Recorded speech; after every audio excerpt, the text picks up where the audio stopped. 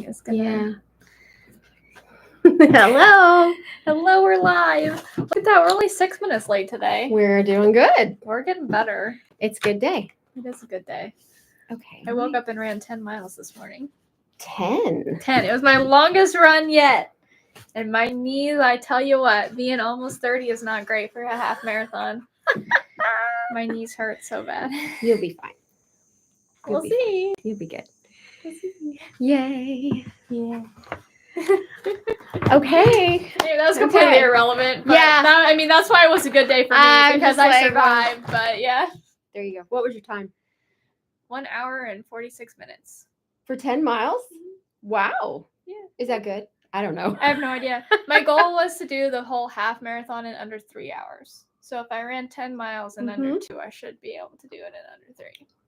Very good. So I'm excited. Very good. Okay. Yeah, I'm not going for speed. I'm just going to finish. That's all I want to do is finish the race. Hey, that would be good. Yeah. I just want the hardware, the metal. That's all I want. You got a little breezy there all of a sudden. Yeah. Well, It's a beautiful fall day. it is. We got windows open, so you probably hear the wind blowing and all that jazz. We got fall candles burning. We do. 1 fall candle burning. Is it still? No, it went out. Oh, that's cool. I had a heck of a time lighting this thing in the first place. Yeah. Well, we'll try again. But in the meantime, yeah. Why are we here in live today? Why are we here? Y'all should know, but we're here to talk about The Bone Orchard by Sara A. Mueller. This was our August book club book. It was Kelly's pick. It was very like random pick, I guess. Like it was on your TBR and you're just like, this looks good. I turned around and pulled it off the shelf. That's exactly what I did. Yes. Yep. I'm sorry, this is just entertaining to watch. I think it was lit. It's lit on the corner. It's on the corner there. This reminds me, I was scrolling TikTok yesterday. Yeah, yesterday. And okay, I don't get on there much. I don't use the app much. We'll see if that lights it. But I came across this woman wearing a blue, like light blue wig, had neon green eye paint on, and she was just sitting there going like this until somebody reacted, and then she did something, like, thank you, I like you too, that kind of thing. And that was it. Just on and on. And I can sit here and go, what was the point of that? But I sat and watched for probably a solid 2 minutes. So was it alive? Yeah. Oh my gosh. It was alive. And I was just like, I'm assuming that however, how much interaction she got, it was monetized. So they're like, really? Really? That was... Anyway, I'm equating that with sitting here making you all watch me light a candle, which is fall harvest. Yeah. I'm going to leave it there because I'm not even sure it's lit yet. So anyway. But yeah, we are here for the book. For the book. The Bone Orchard. It was my pick. It was something. It was a book. Kelly also picked our activity for today. I did. We're going to be making little skeleton signs for Halloween. Bones, since it's the Bone Orchard. The Bone Orchard. Yeah. Very good. Very fitting pick for the craft. So there we go. Yeah, it's just a little like Halloween mobile kind of thing. So that's what we're going to be doing. Painting and stuff. Yeah. So anyway. Yeah. So this book. This book. It's a very confusing book, which that's what everybody said about it. Yeah. Whether they gave it 1 star or 5 stars, it was like, it's confusing. Which makes me feel so much better because I honestly thought it was just me being dumb. Mm-mm. Like I literally thought that this was too close to... This happens to me with fantasy novels all the time. And this is why I don't like fantasies because I'm always confused. I have a really hard time like picturing the worlds and stuff of Mhm. these fantasy, and like if it's not real life, I have a hard time picturing it. I don't have the imagination for it. And so that's why I don't like fantasy books, because they just make me mad, because it makes me feel really dumb because I'm so confused all of the time. And I thought that was what was happening with this one. But no. Happy to know that that's not the case. No. And I mean, I don't know about any other fantasy readers, but a lot of the times I don't try and picture settings. I just roll with what's going on and get the gist of it. And I mean, I don't know if anybody else does that or not, but I don't know. I did get, okay, so the Bone Orchard is about Charm, who is a madam, and her prostitutes in her brothel are bone ghosts, is what they're called. Which you come to find out there are women who are lab grown, basically, from bones that they grow, skeletons that grow in the bone orchard. It's very interesting. So the brothel, I did get kind of a feel for, like how it was set up, and ironically enough, I understood the prostitution house. Got the brothel. Got the brothel. That was the one part that I definitely was not confused about.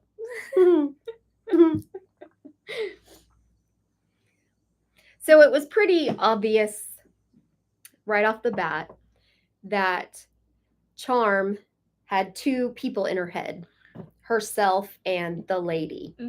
Because, like I said, right off the bat, Charm runs the brothel, and then they go into this laboratory, which is where they kind of grow the bone ghosts. And as soon as they go into the laboratory, the lady took over. So you pretty much, got that feeling right away. Yeah. I remember coming to that part when we went to the drive-in, and I literally turned to her and asked her, I'm like, are there two people in her head? Like, what's happening? Like, I'm so confused. Like, what's happening? Yes, there are. Yes, there are. So you got that pretty quick.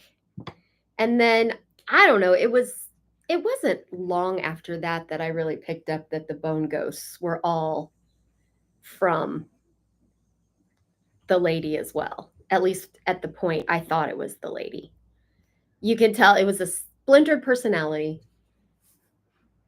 I already messed up my painting. Oh, did you paint over that? I painted his mouth, and I didn't want to paint it. It's okay. Sorry. Oh, Sarge, I think Daddy's home. Yeah, go get him. Oh. Daddy's home.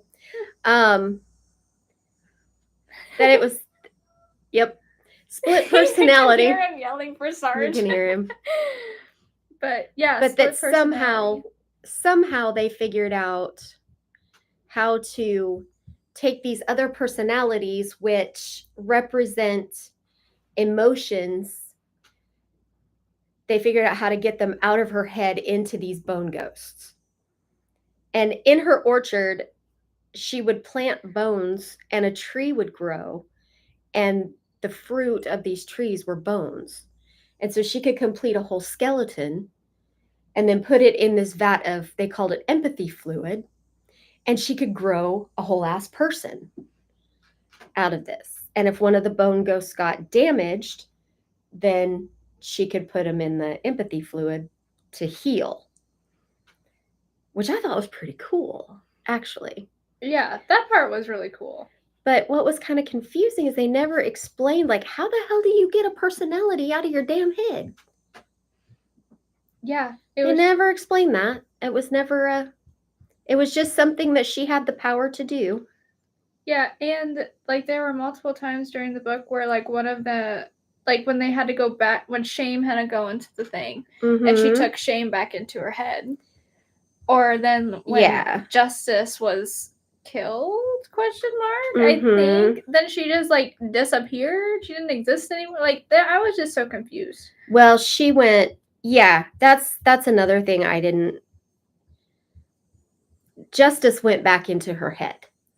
So when their bodies were killed, the personality went back into the lady until she grew him a new bone ghost, and then she could shove him back out into the body again. I see. But, and that was the other thing, like after Justice was killed, she never grew her, I mean, she never came back. And there was some, I mean, it just kind of read like they weren't going to bring her back because she didn't want to come back. Mm-hmm. But yet, at the same time, there was all kinds of talk about the lady didn't want them in her head. Yeah. Because it typical, like, well, I shouldn't say typical, but associative disorder is, you know, the multiple personalities come in and take over when the primary personality can't handle something. Mm-hmm. And then another personality will come to the front.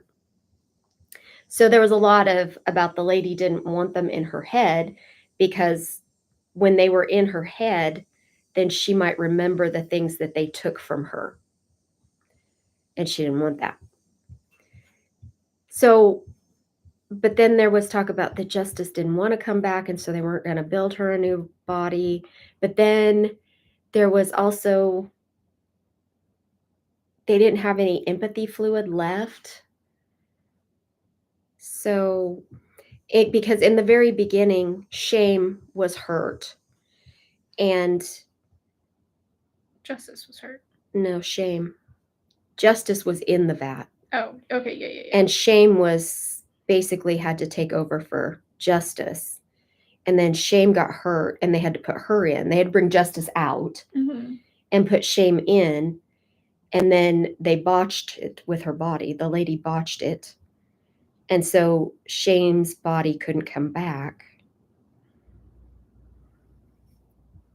Right. And then they didn't have any more empathy fluid because of there's a war going on or starting or something.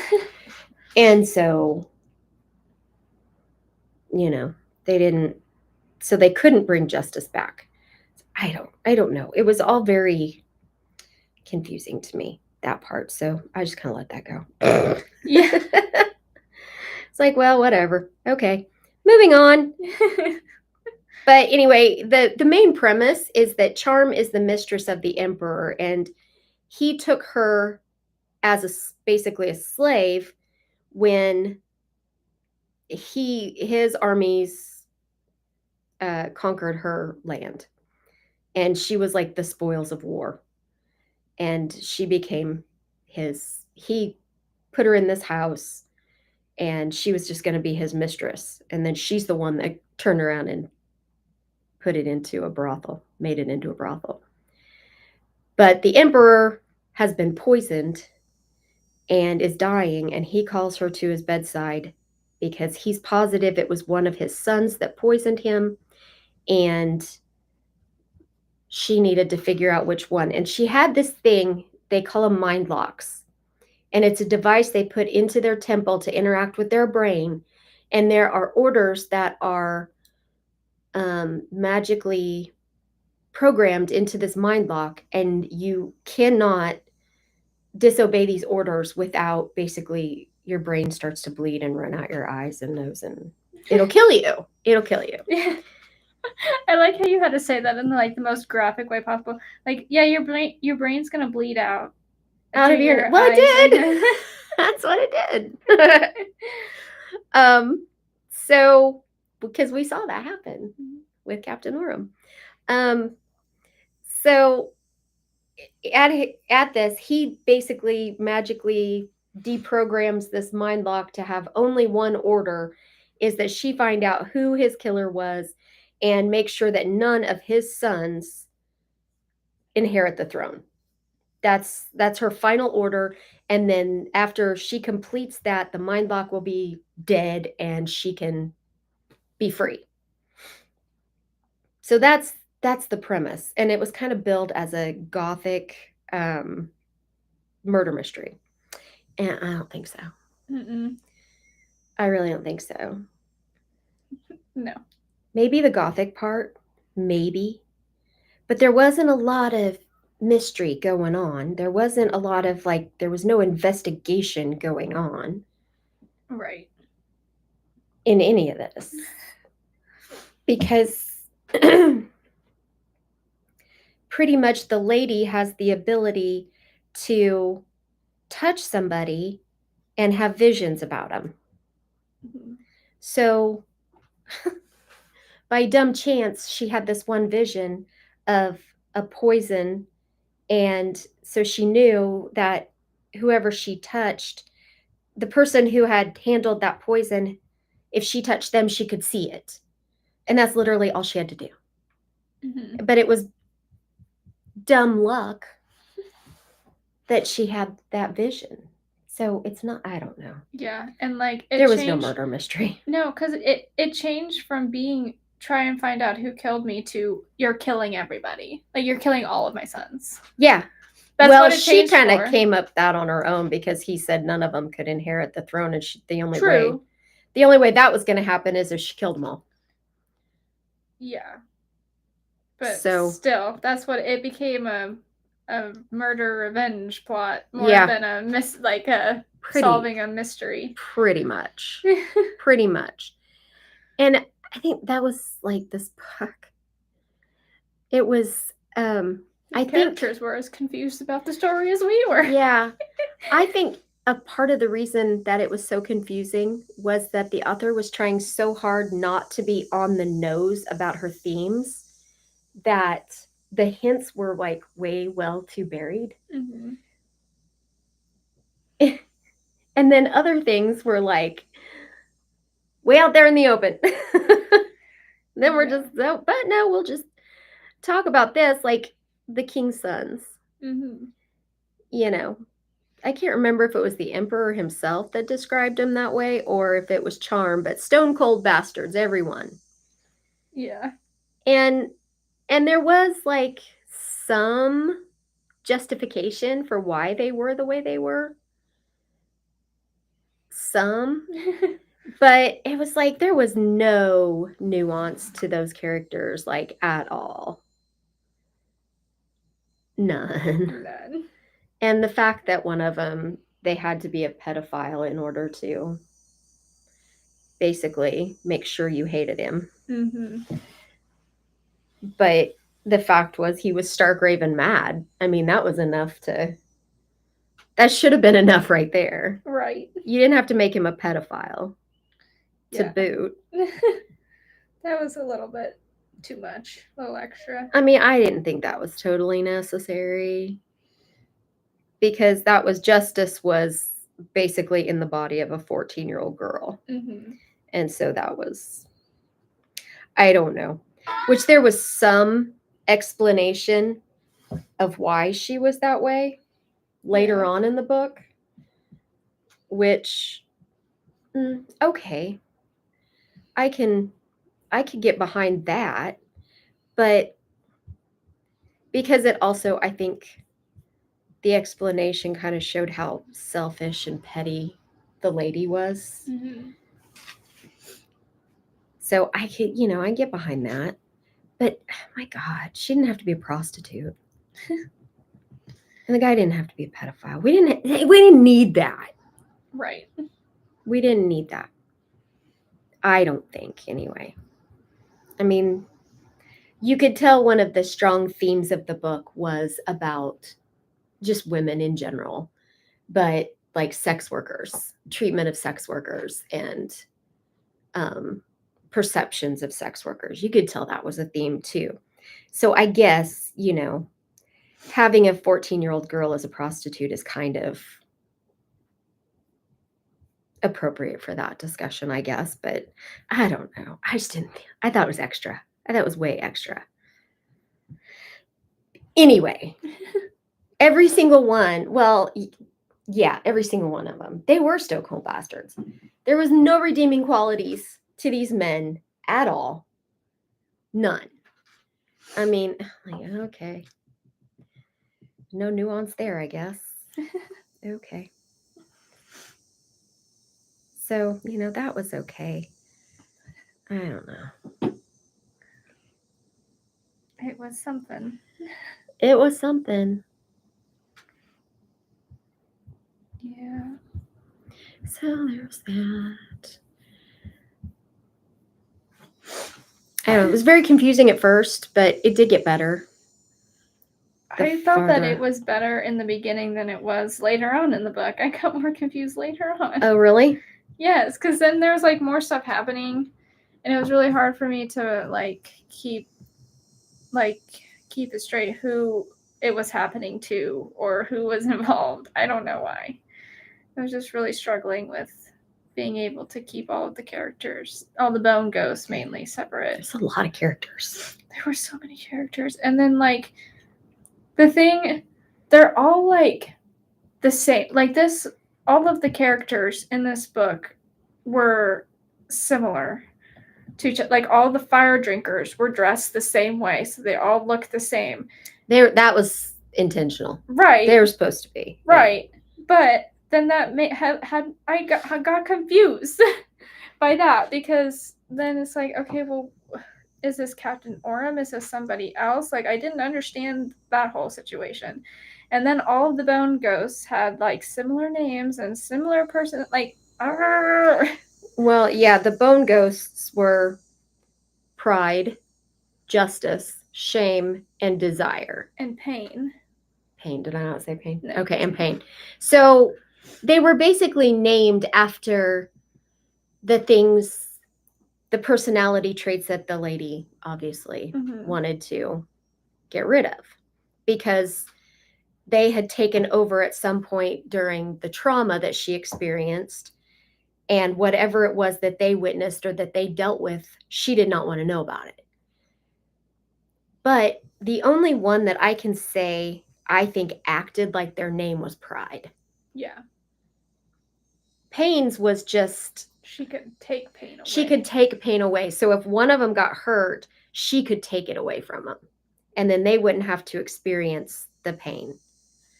But apparently she could choose whether or not to do it, because there was a couple times she chose not to.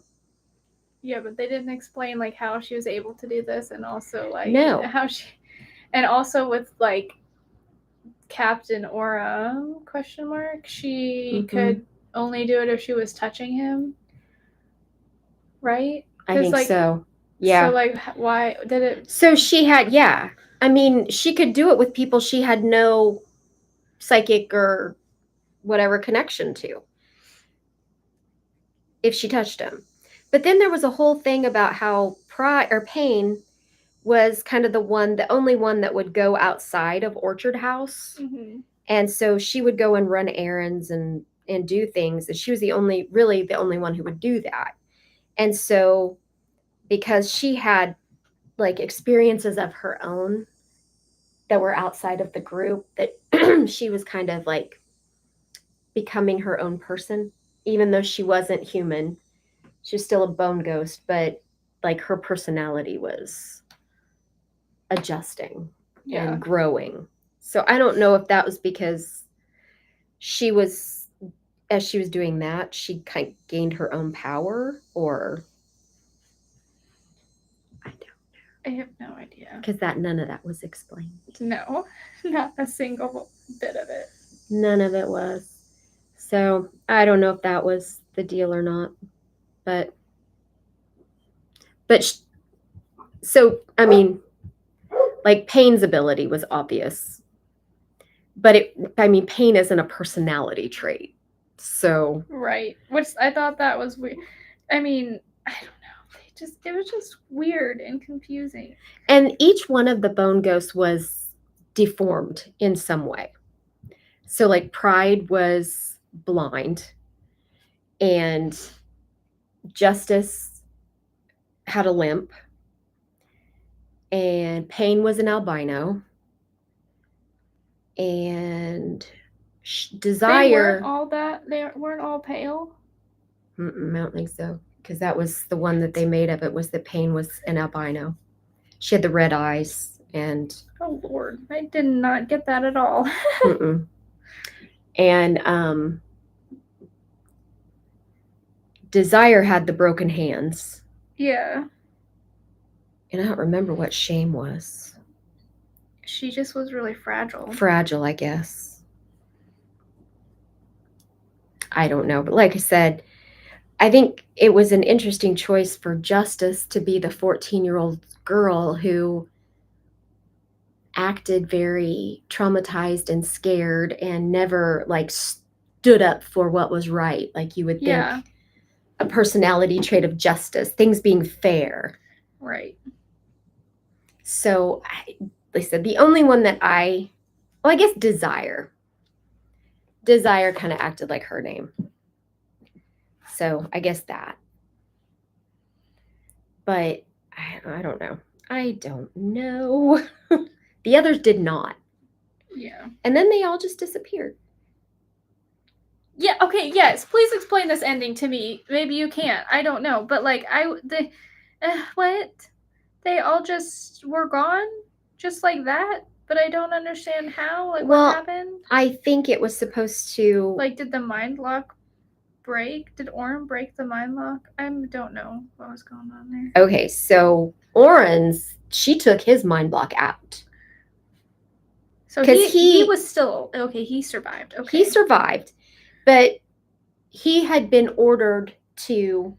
So the emperor dies, and the assembly elected his son, one of his sons, to be emperor. Mm-hmm. And he was just like crazier than a bag of nuts. But so anyway, the fire drinkers all share this like psychic link. And so Captain Orem is their leader, and he got orders. And then through his psychic link with his men, they all had the same orders. And that's how they could all act exactly alike, was because they all had this psychic link kind of thing. And the thing with Pain was that Captain Orem was in love with Pain. And so his fire drinkers would all go in and book all of her appointments so that nobody else. It was always a fire drinker. Gotcha. And since they were all connected psychically, it's kind of like they were all brothers and sisters in arms and together, right? Mm-hmm. Okay.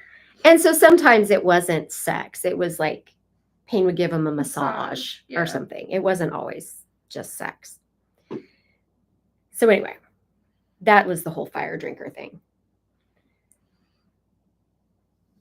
But then it came down to like, there was something about talking about like Orem had his own orders that the rest of the bone or the fire drinkers didn't have. Yeah, because like It kept he talking killed about the different Lord Fargus or whatever. Fergus, and yeah, but that's why he was fighting. He was trying not to, Mm-hmm. and he kept warning them as best he could, but he was trying not to kill him, and that's what malfunctioned his mind lock and why he was like bleeding everywhere and like collapsed and had a stroke, I think is what they said. Mm-hmm. So the lady went in and took his mind lock out. That whole procedure, they figured out how to take it out.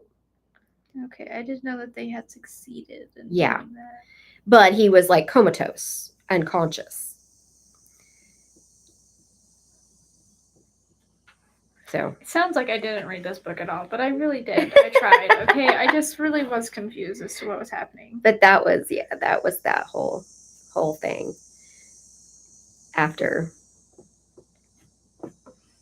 that, because they had to like immerse him in the empathy fluid because his psychic ability. Mm-hmm. That's why they had these mind locks in the first place, is that they would find out that anybody with psychic abilities eventually went crazy. So, and they were like insane crazy. And so raving mad. They figured out these mind locks in order to control their psychic abilities so that they wouldn't go crazy. That was the whole point of the mind locks. Kind of like reducing their power. So, right? Yeah, it was kind of like a valve, is the way they described it in the end, was that it would, I didn't really understand it, but it was kind of like a valve, like the mind lock would fill up. The more you used your power, the mind lock would kind of fill up, and then it had an outlet. When you didn't use it, one of the wires through the mind lock would filter it off, mm-hmm. so that you didn't become overwhelmed by your power. Yeah. That's the way I understood it. Yeah, because like when they were trying to do Orem's surgery to get his out, that other dude, whatever, that she met at the pier that made the bats. Mm-hmm. He was talking about the two different tales. Right. I do And then the remember that. third one that would go into the pain center of the brain, so that when you tried to, if you tried to override your mind lock or disobey orders, it would trigger pain. Mm-hmm. So, yeah. So, that was that. I think we were going somewhere before we started Yeah, talking about that. how all of the bone ghosts disappeared. Like, what happened to them at the end? Oh, yeah. Okay, so basically they solved who killed the emperor. Which was the Countess, right? And then in this weird way, all of the sons of the emperor were killed. So Charm's mind lock was deactivated at that point, which is dumb because she's still psychic. Right. I So never- she should still have that. And Orem is still psychic. So I'm like, dude, aren't these people just going to turn around and go crazy? Or was that all just a ploy? No, because the emperor's oldest son was stark raving mad because he didn't have a mind lock. Maybe that was just him, though. And then the younger one, not the youngest, but the pedophile one. Phelan. Yes. Phelan. His didn't take or didn't work because he was kind of an experiment, which I thought was odd too, that they experimented on the prince, but okay. Right? And because his didn't work right and failed, he was crazy. He really was crazy. Yeah, he had some issues. So yeah, I mean they really did go crazy. But I don't know. Whatever. Anyway, Charm's mind lock, her orders were done. She was free. And so, and I think that through like, well, of course, come to find out, the lady was not the original personality. Charm was. Charm was. Yeah, okay. And so I think it was like meant to represent that through all of the bone ghosts kind of doing their own pride suicided. Justice was killed. Shame was killed. Desire was killed. But in working through those deaths and stuff, I think it was meant to, and then discovering her memory that she was the original, because her own people had basically tampered with her mind to make her into a more ladylike, biteable person. And I think Charm's realization of that, and then going through with the bone ghost, I think it was meant to be like therapy, to where she reintegrated her personalities. So she became whole again. Is what I... Except for Pain. Which became Mercy. Who became Mercy, who basically Charm said, no, you are too much your own person now. And she said, I can bear my own pain. Because there was a couple times when, Pain basically refused to take her pain away from her. Mm-hmm. And there was at least one other time when Charm told her no, she would take it herself. And so, Charm basically said, no, I can do it on my own. And you're too much your own person now. I'm not going to make you come back. Or I wouldn't try to make you come back. And that's on growth. Yeah. So I think that's what it was meant to be, like healing, that Charm was a whole person again. I believe. That's what I got out of it anyway. It was just confusing. It was confusing.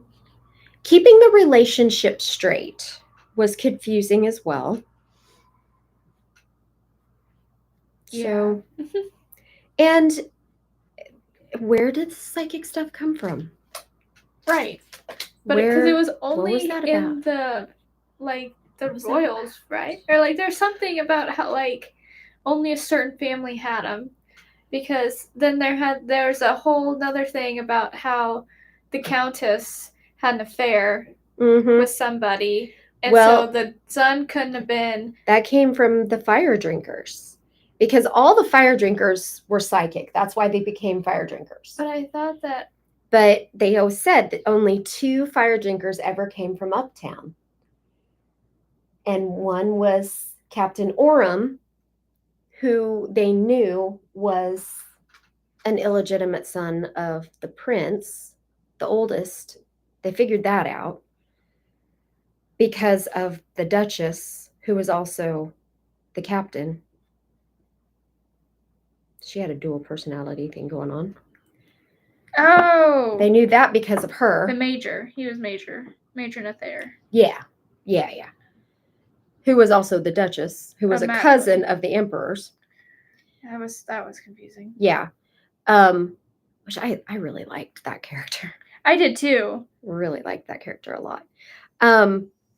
So they knew that, and the other one was John Seaborough, who was the count. The countess was the lady of the wardrobe to the Empress, Countess Seaborough, and Count Seaborough was in the assembly.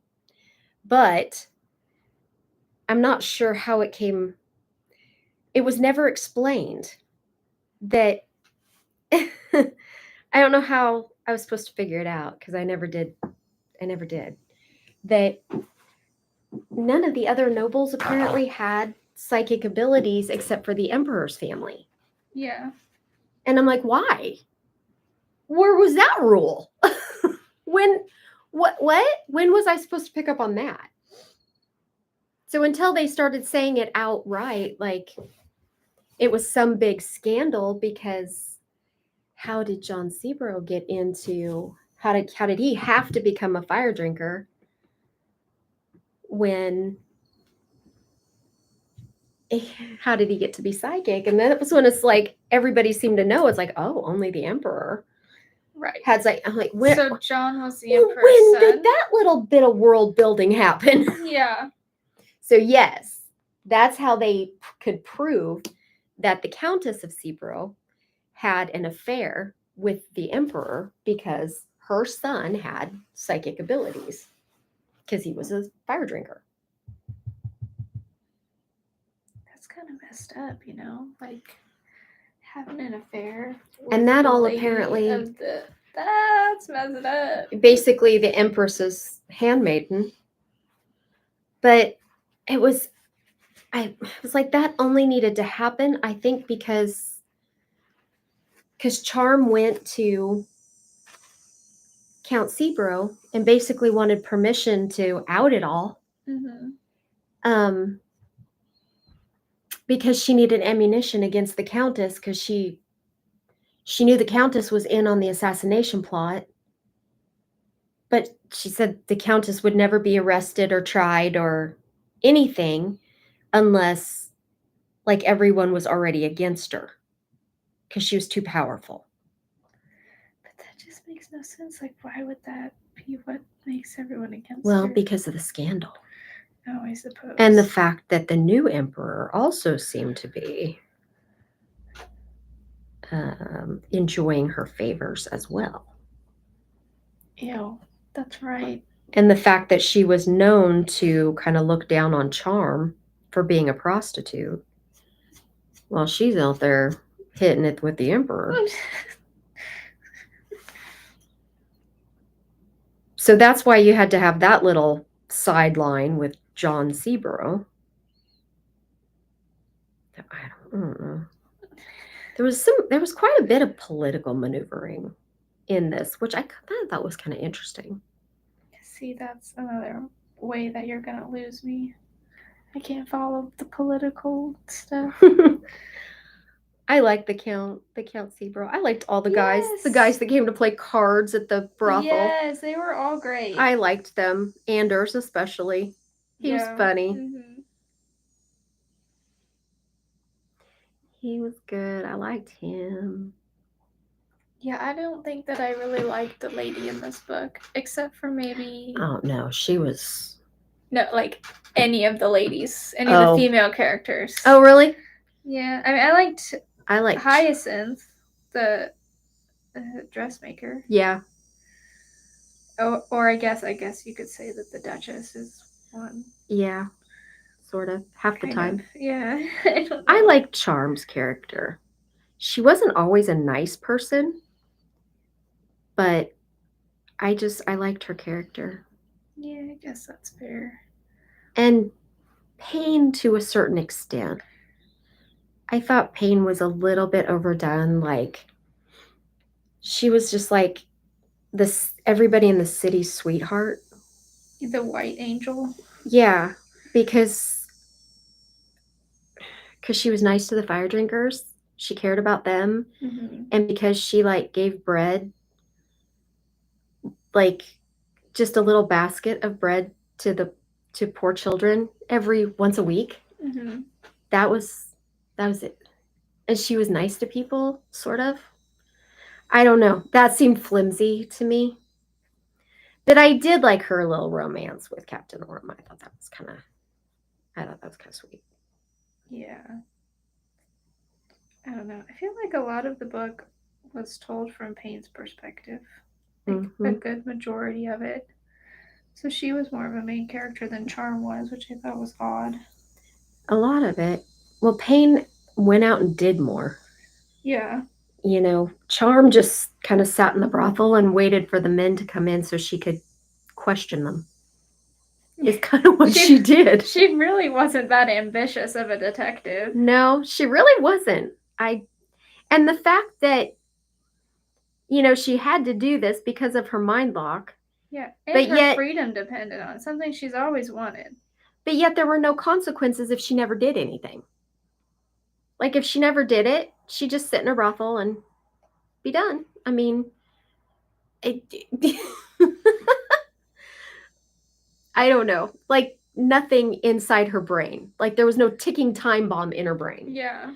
I mean, obviously with the way things were going and the invasion of the city and the dangers outside of it, she had to solve things in order to basically save the city. Mm-hmm. But you would think that if she wasn't obeying his orders, like investigating, that something should be happening in her brain, and right. it didn't. So I don't know. Whatever. I think it was a good little story. I liked it. I don't think it lived up to its potential. No. Like I think it definitely had a lot of interesting parts and I was very like interested in it. Mm-hmm. And there were some parts where I was just like, "Oh, okay, this is getting good." But I just think it needed to be done better. Yeah. Because if it hadn't been confusing, I probably would have given this. If I hadn't been so confused while reading it, I would have gave it like 4 stars Mm-hmm. because I really did like it. But I had to drop it down to 3 just because I had no clue what was going on for like 80% of the book, Mm-hmm. and that was just really unfortunate because I was really like I was liking it, but I was confused. Yeah. And so yeah. Yes. And like I said before, that was not all you. I mean, this is definitely a book that you had to pay attention to. Like super attention. You really did in order to pick up because it was not hand fed to you, not at all. So you did have to pay attention. But the problem was there weren't enough crumbs to make the story to make it easier to follow. Mm-hmm. And some of it just never got explained at all. Like I was saying, that whole bit about the emperor's family being the only ones that were psychic, that should have come out way in the beginning so you knew. And I guess maybe I should have picked up that none of the men that came to the brothel had mind locks or had powers, but yet that wasn't enough for me. That was only a few men. Right. So I don't know. It wasn't enough, I don't think, to give the idea that only the emperor had powers. And maybe it was said in there somewhere and I just missed it. And that may be too. Because especially in the beginning, I was way too busy trying to figure out what the hell was going on. So if there was a hint in the beginning, I probably missed it. But But I think that whole bit could have been made much more clear. Mm-hmm. Yeah, I gave up on trying to figure out who actually killed the emperor very early on in the book. Well, it didn't. Charm seemed to have given up on it too, so I didn't feel so Yeah. bad. It didn't come out till the very end. She Yeah. pretty much assumed that one of her kids was involved. One of his kids was involved. Mm-hmm. And it was Strephon. Yeah. But, like, with Countess did he Seabro. actually know what he was doing? Strephon? Yeah. Yeah, I think so. Because wasn't it the lady who was, like, throwing a fit? Like, oh, you can't let him die because he's innocent. He's an innocent man. He didn't know what he was doing.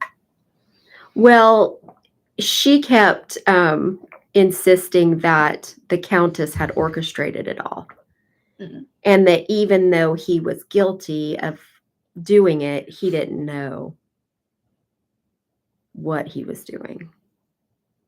Or whatever. The lady was so The lady was annoying. I didn't like her. Yeah. So she had been created in the land that they came from.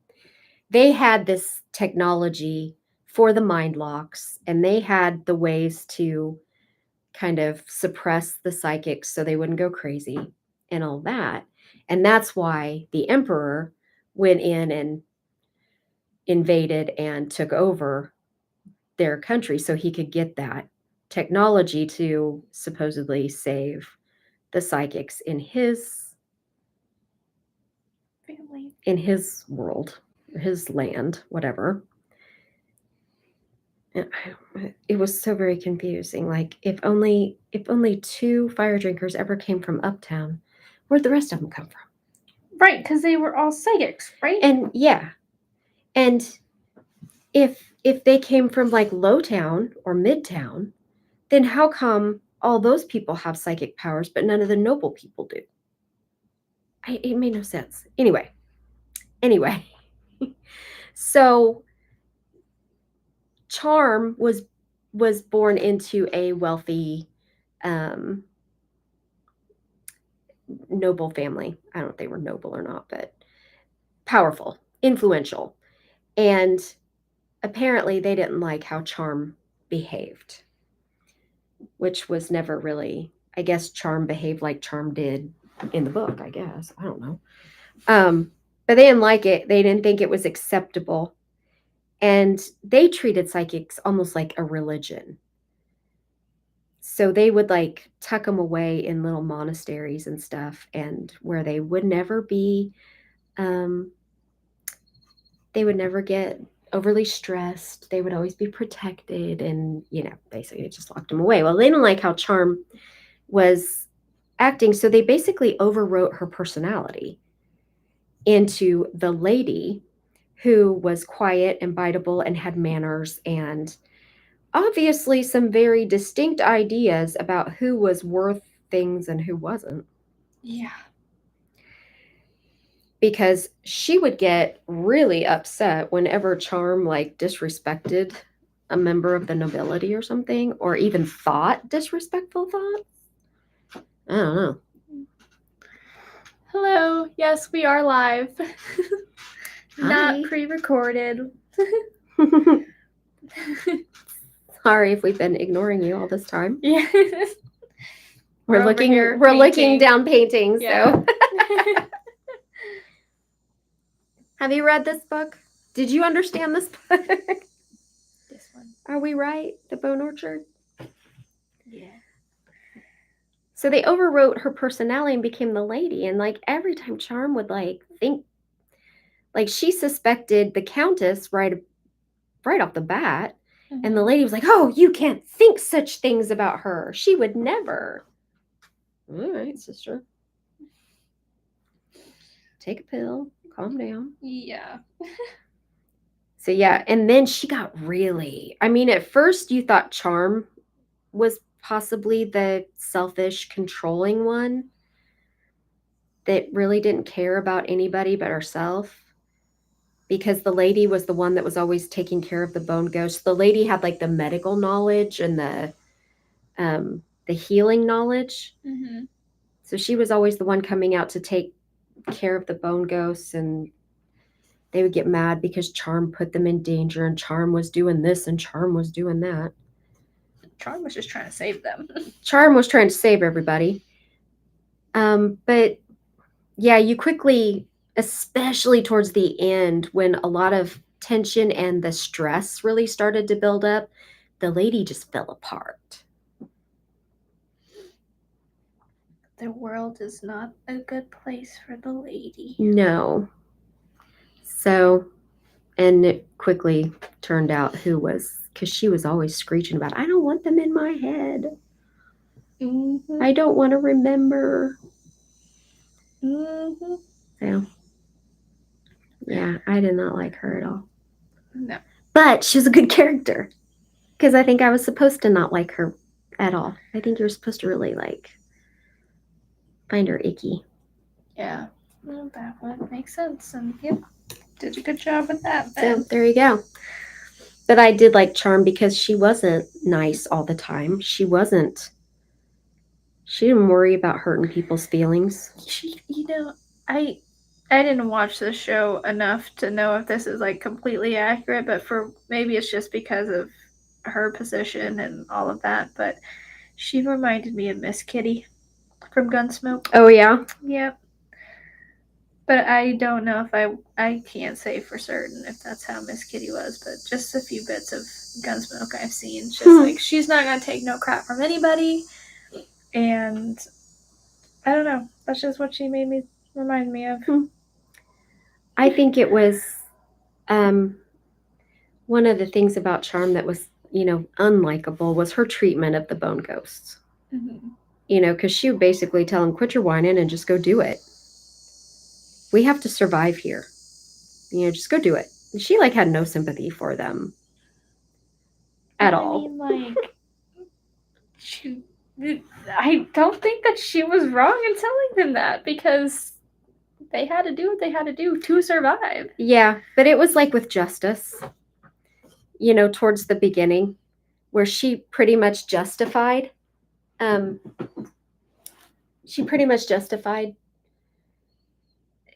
pedophilia by saying at least it was just a bone ghost and he wasn't out there, I suppose that's fair.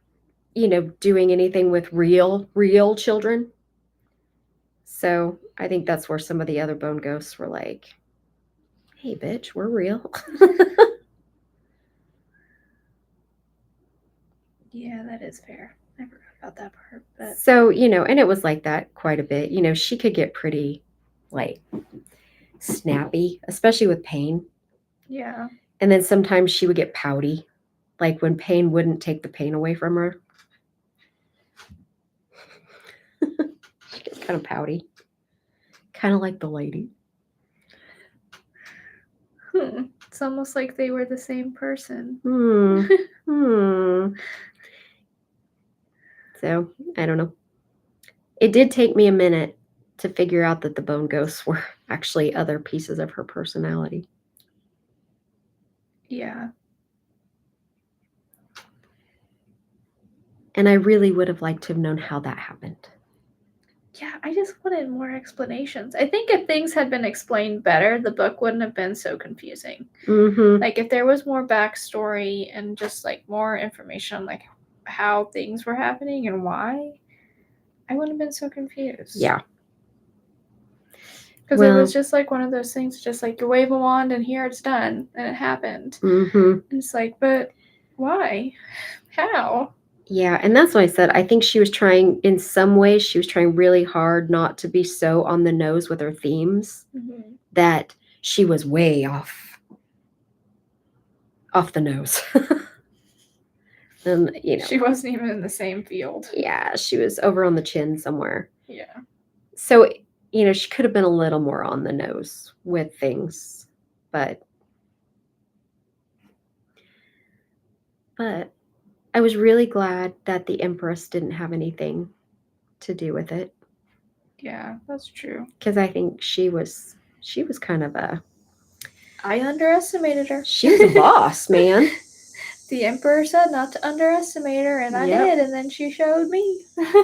Dang, that whole thing with the costume. Mhm. That was kind of funny.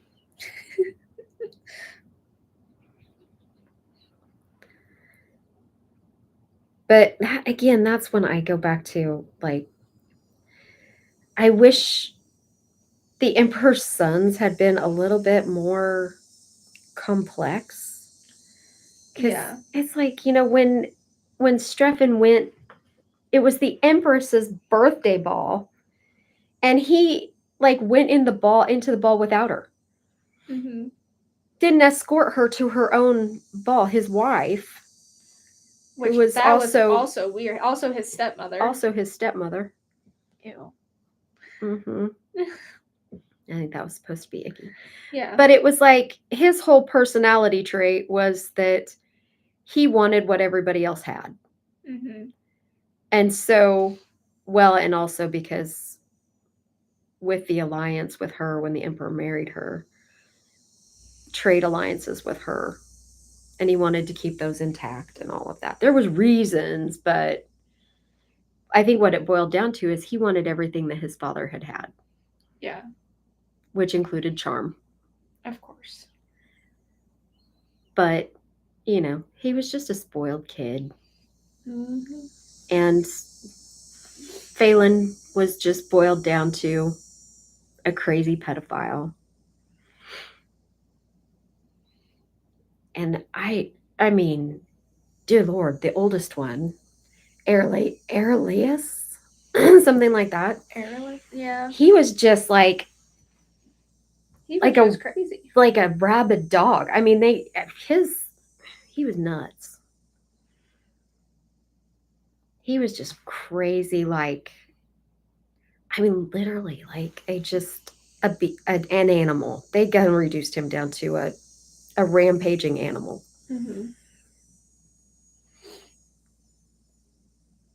And then there was Luther, who was just, you thought maybe he'd be a good guy.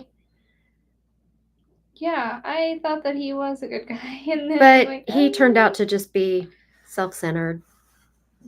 He was probably the most complex of them all. Yeah. So what was the whole? Was there something with Charm and Luther? Like, did they have a kid? Yes. So before the war, before she was taken captive, Luther had gone as like an ambassador. Mm-hmm. And then even though her personality had been overwritten and she was the lady at that point, she was in love with Luther. And she went against her programming and had an affair with him and got pregnant. Okay. And then he basically abandoned her when it came down to war. He took off for home and left without her. Gotcha. So she's already kind of having a split because she did something shameful, Mm-hmm. first of all, and then had a kid. So that's where Desire came in. Gotcha. Okay. And the reason that Desire had the wrecked hands Mm-hmm. was because when the war happened and they took over, the oldest son, that Arelius, Whatever his name was. Yeah. he was the invader who took over the city. Well, when he found her, he took the baby from her. He had to break her hands to take the baby from her and ruined her hands and then killed the baby. Mm-hmm. And then he let his men have at her. Okay. Which is where shame came in. Because remember, she was always like, they're going to see me and think of me as a fallen woman. Okay. Yeah. Because shame took all of that. And of course, pain. Mm-hmm. Desire then bore her wrecked hands because she didn't want to have wrecked hands anymore to remind her. So. Gotcha. So then, when all the Bone Ghosts died, did she get all of this back, like wrecked hands and? Well, no, because they said something about like when she she grew herself new hands and then gave her Brecht hands to Desire. That seems rude. I don't know how that worked because it was never explained. Yeah, that just seems rude. Well, you know, she liked to spout how she cared for the bone ghost, but she didn't. She really didn't. She didn't. And then she didn't want them back No. because they would just remind her of terrible things and she couldn't handle it. She ran and hid every time anything bad happened. But yeah, so that was that. And that's why Desire kind of remembered everything. But that's also why the lady was like, especially remember that conversation they had at the masquerade party, the birthday party, why she kept wanting her to trust Luther. Yeah. Because he loved her. That was where some things in the puzzle started to click a little bit for me. Mm-hmm. Because she had mentioned a child before, having a kid. Yeah. And I'm like, what the heck? But yeah. Yeah. It's a very brief light bulb moment. But then, you know, Charm kept trying to bring it back to, you left me. You did this and you did that. And he kept just bringing the conversation back to himself. Typical. Yeah. And that's when Charm was like, do you see? Do you see? He did not love us. No. He only loved himself. Yeah. So anyway, yeah, that's where that came in. But again, yeah, it's never explained how the hell did she grow herself new hands? Did she Frankenstein herself? Right. Or what? And then it was like, okay, so Desire had the broken hands. Okay, you got why that defect happened. But she was like the only one that had her defect was tied to the trauma. So I don't know. It doesn't make any sense. No, I think the lady tried to explain it at one point, like why that happened. Something about like, because she was talking to Pain or Bride, the blind one, about how like you were the only one that was like almost perfect, because I did that. Like I left one in the dark. I did this one. Justice was too fast. I didn't want to wait, so she got crappy bones. And she like went on this thing about how like whatever, but you were perfect. But then I messed it up because I gave you too much air. Oh, because she was talking about Orem. They're trying to fix Orem, and they're like, you need to give him more air. And she's like, no, that's how I ruined you. But yeah, still, it didn't make any sense. Like, how is that going to equate to blindness? But yeah, I guess whatever. I thought, maybe leaving her in the dark would have made her blind, but I guess that was pain, maybe. Is that why she was so pale? Maybe so. I don't remember. I have no idea. None of it made sense. No. So it was like it was a mad scientist tale, and all it was just madness. Yeah. It wasn't smart. No, it was just madness. Because this was like what the lady did before her country got conquered.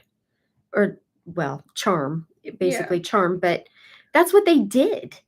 Right. They so did she these. Should have this knowledge. You would think she was like, had this down. So I do not know. I don't know. And, there was lots of conversations about she wished she had grown Charm a body or grown herself a body and left Charm. Okay, so why wasn't that the very first thing that you did?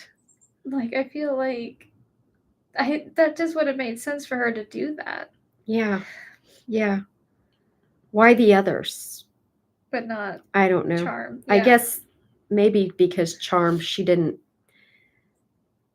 really, because Charm was the original. And so maybe she couldn't. Maybe. Yeah, I don't know. Maybe it was the others that bore the more painful things that she didn't want to face, and Charm had been suppressed through all of that. So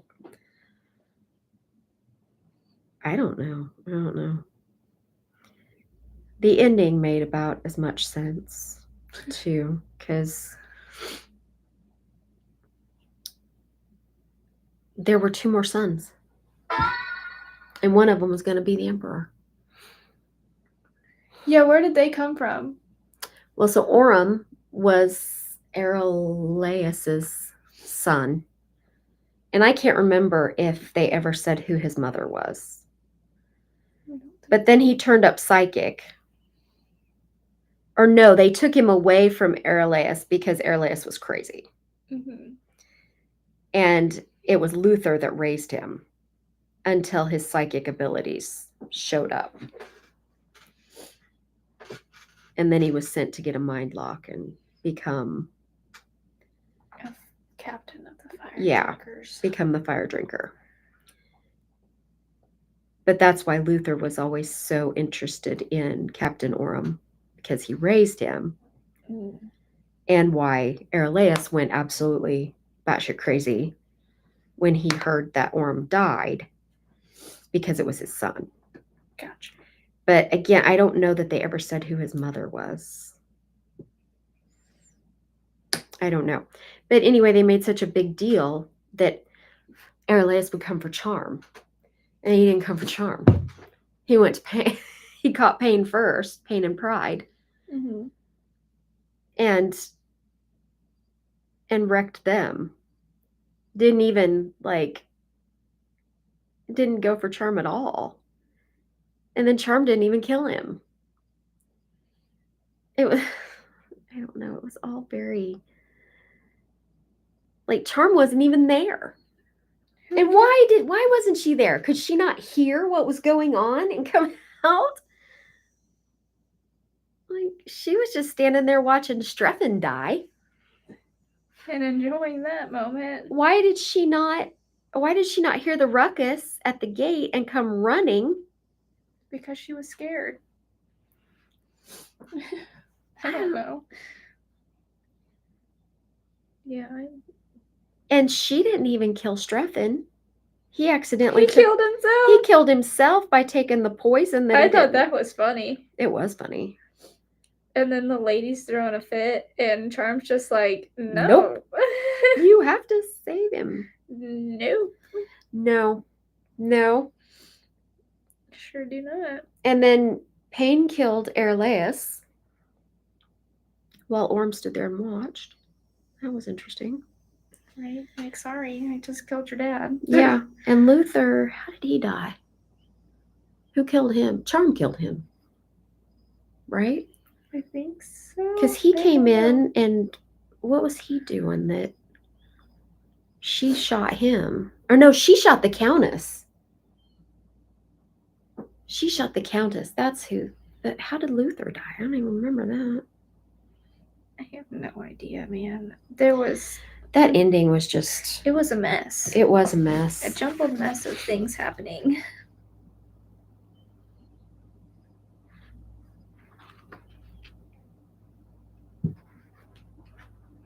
That was a moment when having so many different characters really was the worst part. Damn, they all came together. Yeah, it's like there's too many people here. I'm trying to figure out what happened to Luther. I don't even remember what happened to Luther. I have no idea. Oh, wasn't he killed at sea? He was there. Was he?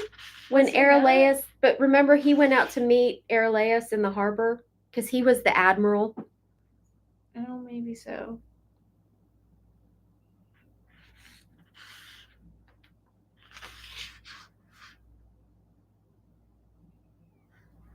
That's when I have no idea. That's when Arelaus died.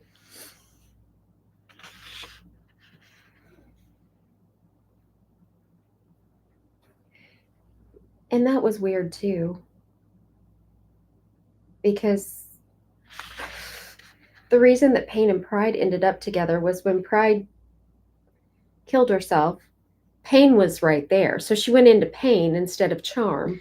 That confused the crap out of me because I'm just like, why didn't any of the others ever like take someone else in? Mm-hmm. Like, why was that like? Oh my gosh, Oh no, I don't think Luther died. I didn't think that he did. I don't remember No, him because dying. there's when Orem woke up, he said, "Tell Uncle Luther we are retaking the city." So I don't think he died.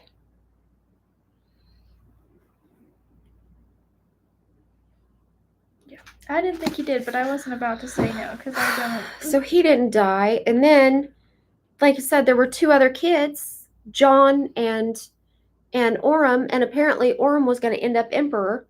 So one of his sons was going to end up on the throne anyway, and that was going against the order from the old emperor. So Charm shouldn't have been free. Well, technically, Hello. Orem wasn't one of his sons. Yeah, he was. It's a grandson. No, his son. What? They said Aramis Oh or no! whatever. Oh no, you're right. Yeah. Oh no, you are right. Okay. John was his son. Yeah. You're right. Okay. So I guess that was good enough, huh? I guess so. I liked Orem though. I did too. I did too. I think that he was a good choice for the emperor. Well, out of the crazy.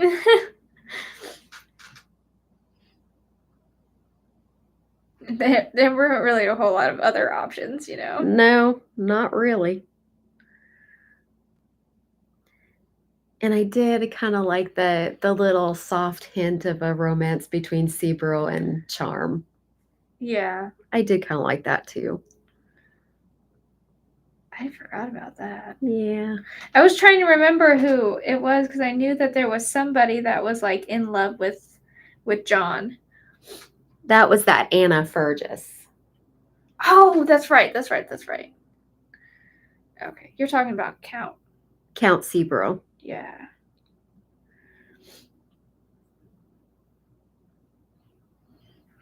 I thought that was kind of sweet, actually. Yeah. I hope it works out for them. He deserves better. Granted, Charm's not the best person in the world, but better than the Countess. Obviously. Obviously. Oh no. Anyway, I yeah. can't paint. It definitely was atmospheric. It definitely was gothic. Yes, it had the vibes for sure. And I wish they had played up on the whole Frankenstein aspect a little more. Mm-hmm. I wish we'd seen more of the laboratory. Yeah. I wish the bone orchard had been played more. Yes, because I didn't even remember that till you Because started that was talking like about a it. really cool aspect of the whole thing. I thought. Yeah. Those little bits of that part that we got to see were really great, and I wish there would have been more of it. Mm-hmm.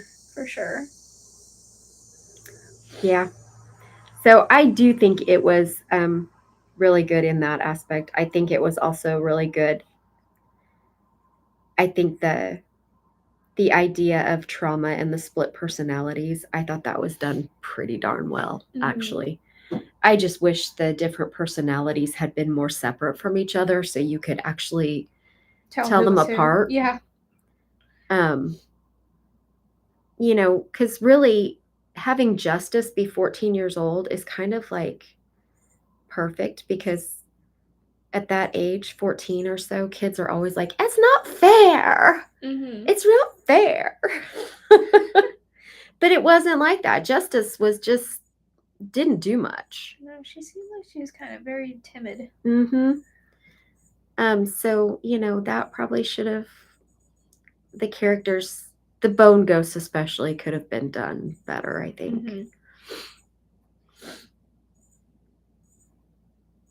And I think, yeah, again, the whole pain is not a personality trait.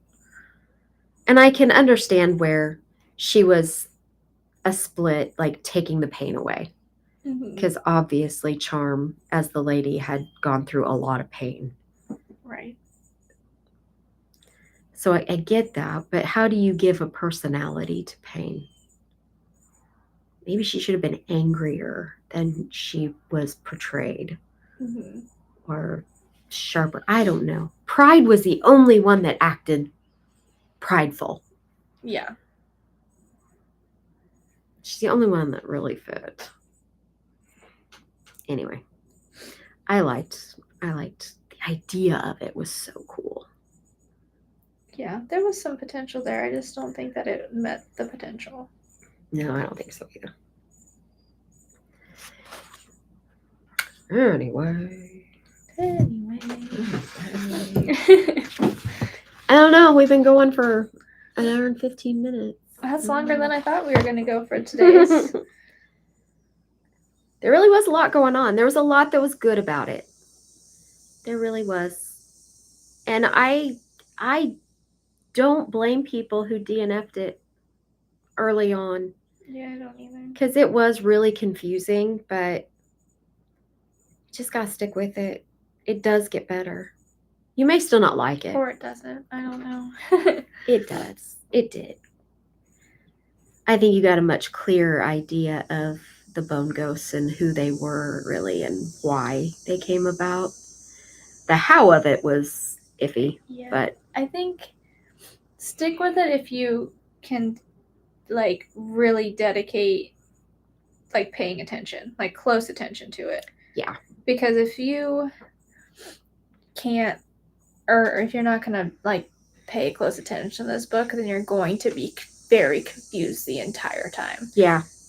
Because, like, It I was reading this one and then also listening to an audiobook of a different book at the same time, and like I was trying to like read this during commercials of a football game and whatever. No. And I think maybe that also contributed to why I was so confused the whole time, because I wasn't just focused, like super focused. It does require some work out of you. Yeah. It does. It requires you to Gotta be figure really things committed. out from context and conversation. You got to figure things out. Mm-hmm. I would say, like, if you liked Harrow the Ninth or Gideon the Ninth, the Locked Tomb series, you'll have a good time with this book. Because it's the same kind of thing. You're dropped in the world, you're figuring it out.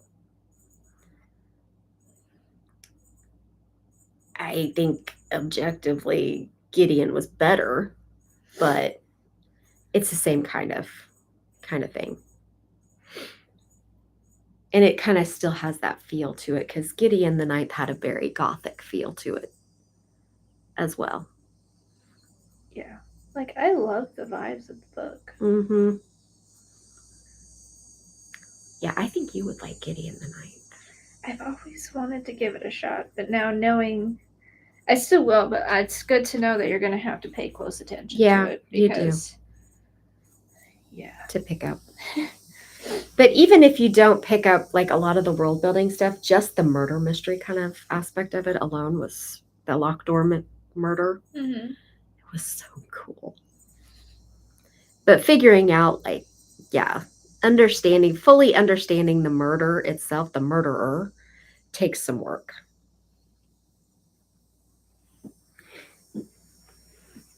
But it was a lot of fun. It was. Anyway, yeah. I haven't gotten very far. You've gotten a lot farther than I have. Not that much further. I don't know. It doesn't look very good. It does. It does look like a 3-year-old. Mine's messy. Mine's really messy. Yeah, the inversion. I know, it's tricky.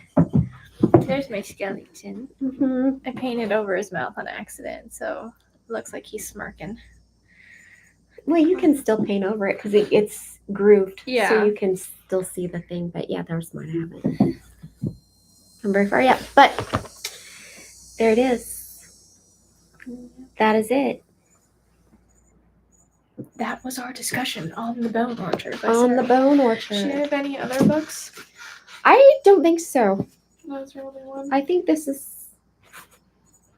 was her debut, I think. Yeah, so we should be nice. Debut novels always get like a slight pass. Yeah, but I do think this was. She's a seamstress and a horsewoman. Mm-hmm. Yes, this was her debut. Okay.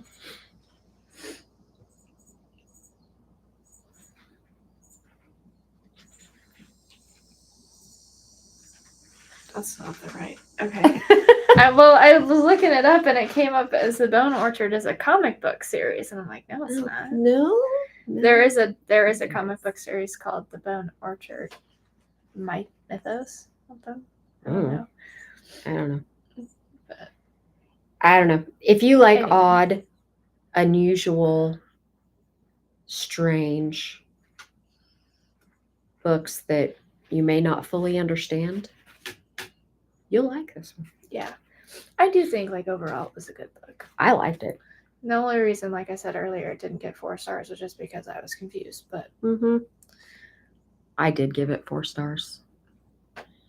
It wasn't 5 for me because it was too inconsistent. And there was places it should have made sense and didn't. yeah, that's fair. And if it had, then it would have solved some of the other problems. Mm-hmm. I mean, it's all well and good to try and make people figure things out on their own, but you gotta give them hints. Yeah, give me the crumbs. So, and if that had actually been a murder mystery. Yeah, that would have been nice. I definitely needed a little bit more detectivism. Detectivism? Detectiveness? Detecting, yeah. Detecting. A little bit of detecting would have been a good thing. Yeah, for sure. But anyway, it was what it was, and that was okay. Yeah. So, yeah. So, Amy. So, Kelly. What are we reading next month? This month? That is... Now. That is a great question that you're asking me. I haven't picked anything yet. You better pick something. I'm not gonna pick it now. I gotta look at my TBR shelf.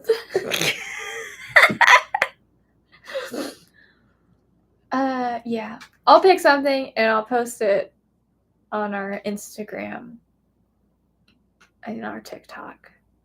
So go follow us at Everyday Epic Book Club. So that way you don't miss out on finding out what book we're reading this month and we'll be discussing in October. Yes. And I'm sure that we will talk about it again in another video or something. Some point. Probably. And I think for once we can actually have it on the first Sunday again. Yes, we can. So. Woo! Yay! So yeah. Which is good because the next few Sundays after that are, Lord knows, they're tied up. Yeah. Or at least the weekends, I should say. Probably not Sundays. But... Sundays for me. Half marathon, man. Yeah. My legs are going to hate me so much. They already hate me a lot. It'll be good. Yeah. It'll be good. Just think when it's all done and you can have said you accomplished it, how good that'll feel. It will feel great. It will. And then the knee replacement that I get at 40 will feel even better. The double knee replacement. No, no. Oh, no. It's possible. Well, anything's possible. Yeah. But anyway, now we're just rambling. Now we are.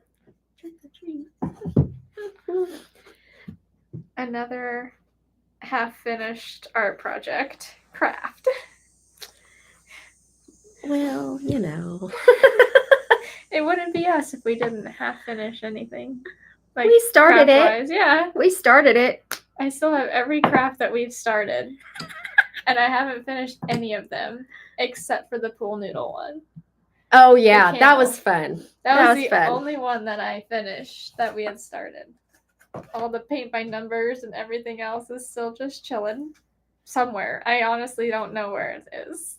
I think it's in the office, but That was way more complex than I expected it to be. you need a magnifying glass to do those things. I guess because I haven't done paint by number since I was like, I don't know, 10. I don't remember them being that So, hard. well, probably at 10 years old, they weren't that hard. I needed to get the kids paint by numbers. Yeah. We need kids.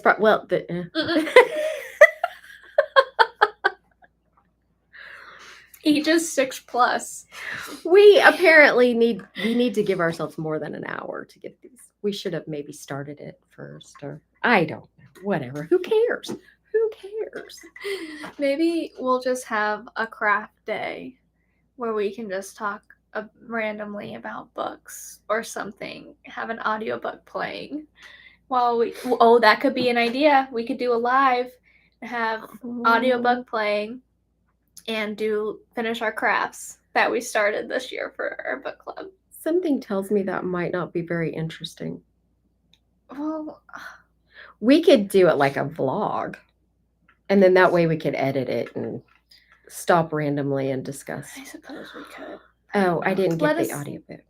I was saying we need to buddy read that new werewolf vampire romance book that you bullied me into. I didn't bully you into it. I just said that I thought it sounded fun, and then you read the description. It really does. Okay, that sounds funny. It does. It really does sound funny. Mm-hmm. I think the thing that got me was the vampire couldn't believe she got bought for 99 cents on eBay. Anyway, spoiler alert to some future videos coming, I guess. Yep. There you go. Alrighty. I think we can wrap this up. Yeah, probably should. Yep. So that was our discussion on The Bone Orchard by Sara A. Mueller. Mm-hmm. And like I said, we'll let you know what we're reading and discussing in October. Reading September, discussing in October. Mm-hmm. I'm going to just say now that it will probably be a thriller or a horror novel of some sort. Mm-hmm. Shocker from Amy. What? No one ever expected. I know. In October? Right? Mm. What? So it'll probably be something like that. Maybe I'll pull out a Sylvia Moreno Garcia from somewhere or something. Oh, we need to read those anyway. Right? That's what I'm thinking. So I'll see what I got on my shelf. Because we're also doing Project TVR. So but yeah, that's going so well for us, isn't it? Going great. Yeah, I'm a little behind on filming those for you. You are. I'm gonna do 2 months in one. Well, you better get on it. I know. Because that would be July and August. Yep. And it's second week September now. I'm getting there. Yeah. I'm getting there. But anyway, if you guys enjoyed watching our live, please be sure to give this video a thumbs up. And if you're not already subscribed, go on down below the video and hit that red subscribe button. Join the Everyday Adventure family so you can see our beautiful faces every Sunday with new book videos. We're trying to be better. So we are. Yeah, we're going to stick to a schedule. And I'm saying here's my 2025 goal is that we're going to have a plan in place. Videos planned. Maybe not filmed, but planned. Yeah. We also need to start filming much farther in advance so that we can actually early releases for members only and do extras for membership only content.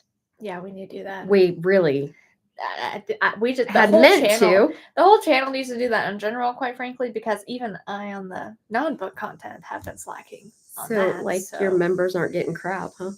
Yeah. Well, there are currently 0 members at the moment, so. Oh, that's sad. It's okay. It's fine. I wouldn't subscribe to me either.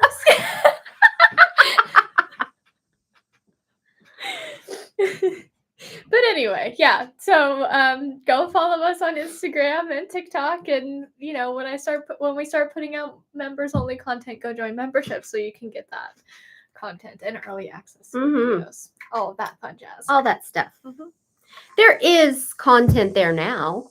Your cookie bake-off content is some of that is members only. There is a lot of members only content there at the moment. All of my 30 before 30 videos, I believe, will be posted for the members only. So if you want to watch me run a half marathon and watch me do a 5K and plant a garden and all of these things, then you can go check out those videos. Mhm. They're Yeah. there. So there's stuff. There's stuff. There's stuff to see. Mhm. And, you know, even if you're not a member, you can definitely go check out the rest of Amy's channel because there's lots of stuff there. There's, especially right now, this time of year, there are some shopping hauls Mhm. as she goes on her binging for spooky season. Yeah. Yeah.